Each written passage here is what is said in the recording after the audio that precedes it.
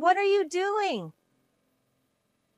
My daughter-in-law screamed, just before my husband's funeral, as my grieving daughter-in-law was splashed with a bucket of water by my 5-year-old granddaughter.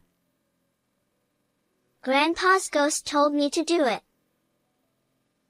My granddaughter, her resolute expression eerily reminiscent of my deceased husband. What's wrong? Can you see Grandpa? I gently asked my granddaughter, as my entire family watched intently. The child, possessing mysterious powers, pointed at my daughter-in-law. Because this lady did something to Grandpa. At her whispered words, the relatives all stood up with terrifying expressions, causing an uproar. In my stunned state, I came to understand my kind husband's true feelings through my granddaughter. In an age where late-life divorces are not uncommon, even married couples may choose to part ways if their hearts have grown apart. Fortunately, this was not the case for me. Married to my distant relative Tom for 35 years, his kindness allowed me to enjoy peaceful days. However, for the past 3 years, I had been carrying one particular worry. Let me introduce our children as well. Our 33-year-old daughter, Sophia, got married and moved far away 6 years ago. Our 30-year-old son, Michael, got married 3 years ago and lives nearby. When Michael got married, his wife Lisa was 22. Fresh out of college, she was very beautiful, and Michael, who was head over heels for her, has been following her lead since their marriage, but he seemed happy. Our daughter and her husband have a 5-year-old daughter named Mia. They seem to be enjoying their days, and Mia, who is cute and talkative, was a treasure to both my husband and me. Because they live far away, we didn't have many opportunities to see them, but we always eagerly awaited the chance to see our first grandchild. When will we see Mia next? Maybe during the holidays? I would ask. We promised to go to the zoo together last time. My husband would reply. Well, in that case, I'll make a lunchbox. Let's all eat together on a bench, I would say. That sounds great. I'm looking forward to that day. My husband would respond. Those peaceful days came to an end 3 years ago, right after Michael married Lisa. My husband, Tom, suddenly collapsed at work and was rushed to the hospital. He managed to survive, but he was left with severe aftereffects and became mostly bedridden. My only concern was about him. Thankfully, the insurance came through, so I quit my job to focus on taking care of my husband. Due to his illness, my husband could no longer speak, but I still strongly wished for Tom to live as long as possible. I also held a faint hope that one day we might be able to converse like we used to. He was a kind and compassionate person to everyone, and thanks to him, I was able to enjoy happy days. However, when I had to go out for my own medical appointments or family matters, I couldn't take care of him, so I relied on a helper. Although my son Michael and his wife Lisa lived nearby, Michael was busy with work, and Lisa, a housewife, disliked helping with caregiving, so I didn't think to rely on them. Surely you don't expect me to help just because I'm the daughter-in-law? Caregiving is smelly and dirty, and I can't do it. Lisa declared even before I asked her. I didn't think it was natural for the daughter-in-law to help, but honestly, I did wish she would lend a hand a little. However, at some point, my daughter-in-law suddenly started saying, I'll help with the caregiving. I'm your daughter-in-law, And if you overexert yourself and collapse, that would be a big problem. Thank you. That would be a great help, I replied. I was grateful and began to rely on her, thinking that even a young daughter-in-law can grow and mature. However, while taking turns with Lisa to care for my husband, I noticed something. Our pet cat, Kitty, who always slept beside him, started to act aggressively towards Lisa. It was strange because Kitty was usually a quiet, elderly cat. I also began to feel a sense of unease about my husband. His usually calm expression turned into an angry growl when he looked at me. Additionally, the number of towels in his room decreased, and the tissue paper seemed to vanish rapidly. What is going on? I asked Lisa about it, and she explained that she used them to care for Tom, who drooled a lot. I was moved when I heard that. You're doing all that? Thank you, Lisa. What are you talking about? He's important to me too, so it's only natural. She replied. I was grateful and happy that she was taking such good care of him. However, a few days after that conversation, my husband suddenly passed away. While I was out for a medical appointment, Lisa, who was with him, noticed something was wrong and called an ambulance, but it was too late. When I rushed to the hospital, Tom was lying there, lifeless, with his eyes closed. Tom, this can't be, please, open your eyes. A little while ago, the hospital had said he seemed to be doing well, so I was shocked that my husband passed away so suddenly. Perhaps when he growled at me, he was trying to tell me he wasn't feeling well. If I had taken him to the hospital right away, maybe he could have been saved. I was filled with regret, unable to eat or cry. I had no idea at the time that a terrifying truth was hidden there. On the day of my husband's funeral, we held it at home as he had always wished. Fortunately, we were able to borrow the parking lot of the nearby community center, and many familiar neighbors came to help. In my days, my son and his wife took charge of the funeral arrangements. Tom, why did you leave us so soon? I wanted to spend more time with you. Lisa cried, even more than I did. Seeing her cry so much, the relatives were moved, thinking she had taken good care of him. As people continued to gather, our granddaughter Mia, whom my husband had always wanted to see, came with our daughter. Mia toddled over to my husband's portrait and tilted her head. Grandpa, what happened? As I watched her curiously, an astonishing event occurred shortly after. Mia suddenly walked out into the hallway and then, out of nowhere, splashed a bucket of water on the grieving Lisa from behind. The place was in an uproar. Ah! What are you doing? Screamed Lisa. Because Grandpa's ghost told me to, said Mia. Hearing Mia's words, the relatives who had been making a commotion turned pale and focused their attention on the little girl. At that moment, Mia's parents, Sophia and her husband, were unfortunately away dealing with guests. I was convinced that my husband was trying to communicate something to me through our granddaughter. I actually knew that Mia had mysterious powers. Since Mia turned 4, I often received consultations from Sophia.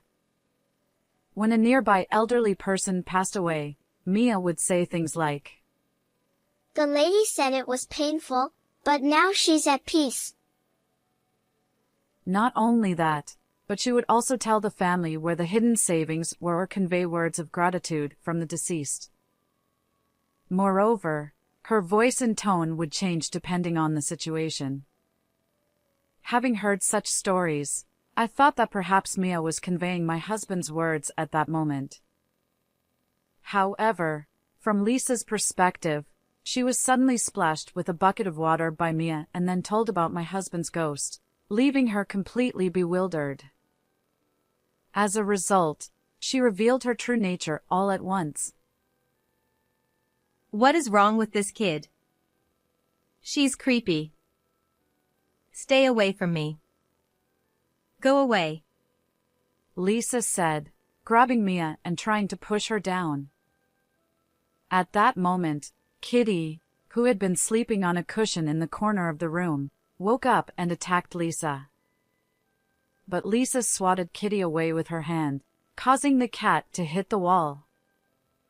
Lisa then tried to hit Kitty with a nearby vase, but I stopped her with all my might.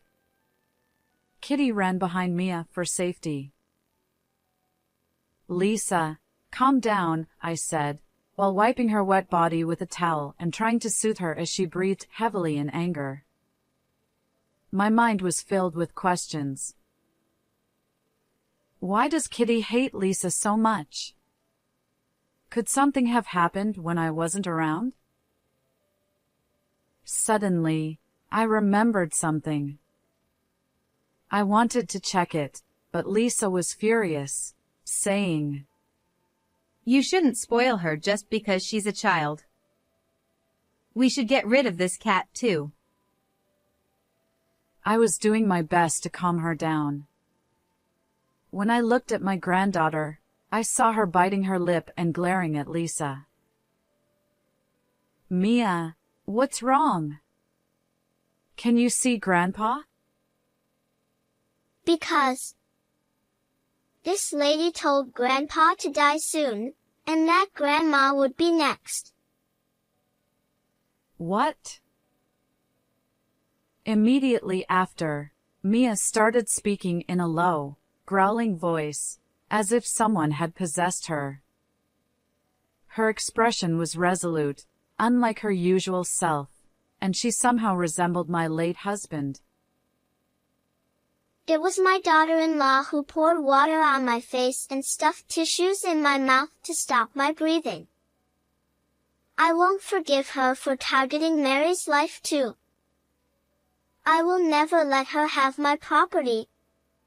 Lisa began to tremble. Despite the room not being hot, sweat was pouring from her forehead. What are you talking about? Stop saying such nonsense. Someone get this kid out of here. Lisa shouted in anger.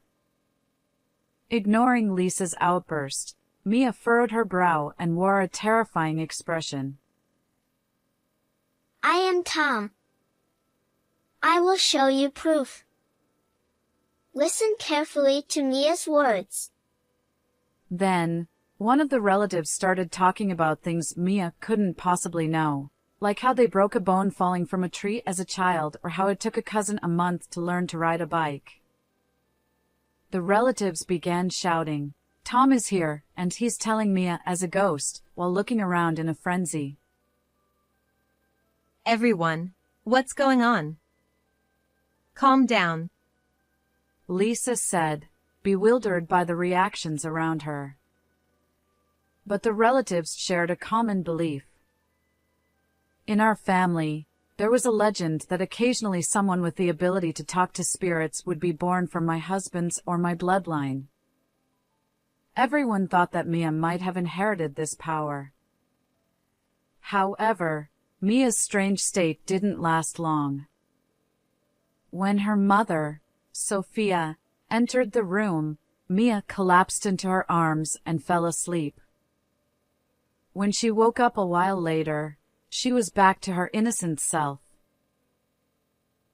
Meanwhile, seeing the commotion among the relatives, I whispered in Lisa's ear. Lisa, calm down. I'll tell everyone how well you took care of Tom. Right.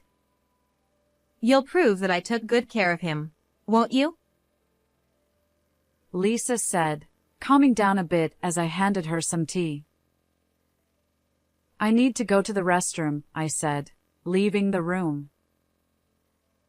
And when I signaled to my relatives, just a moment, everyone fell silent. The reason I left the room was to go to my husband's bedroom to check on something. There, I discovered a shocking truth that made my entire body burn with anger.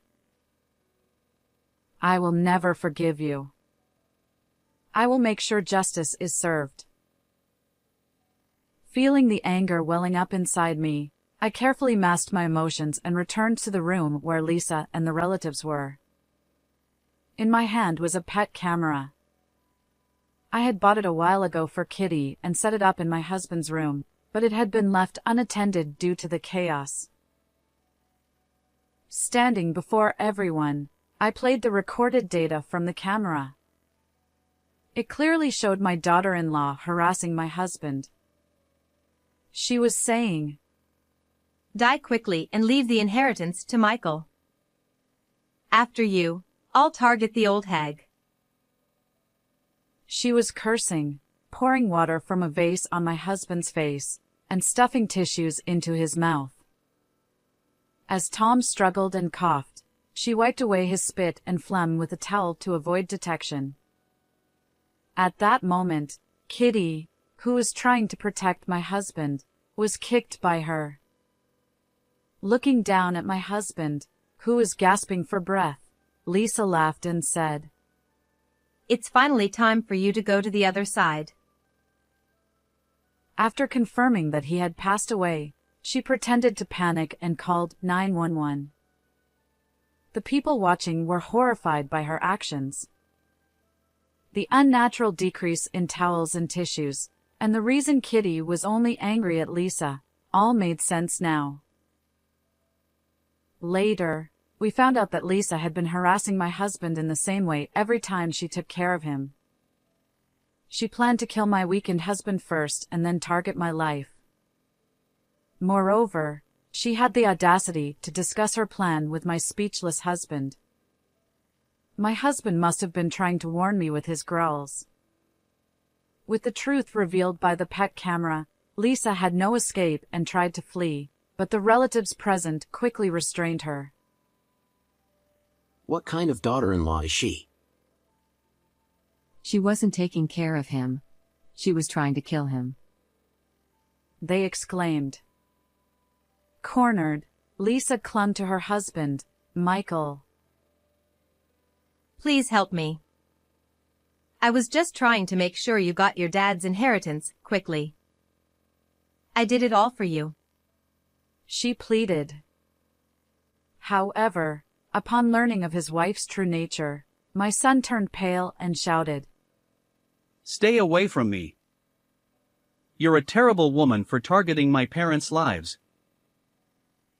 Realizing that Michael was not on her side, Lisa then turned to me, crying, "Mary, please help me.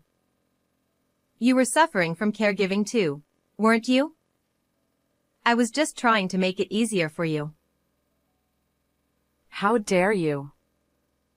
My husband was always dear to me. How could you harm him? I will never forgive you. At that moment, the police, who had been called by one of the relatives, arrived. Lisa was miserably taken away, crying and screaming, while everyone glared at her with disdain. Later, Lisa was, of course, found guilty. Michael sued her for $20,000 in alimony and divorced her. I also sued her for $50,000 in compensation for taking my husband's life. In the end, Lisa's family paid the amount, but they were furious and said they would make her repay it once she was out of prison. Now, I live peacefully with Kitty. By the way, Mia whispered to me, Grandpa said he was sad about being sick, but he was happy you were always by his side. He said he will always be with you. Until the day I can meet my husband in heaven, I will live positively and brightly. How did you like this story? Please subscribe to the channel. See you in the next video.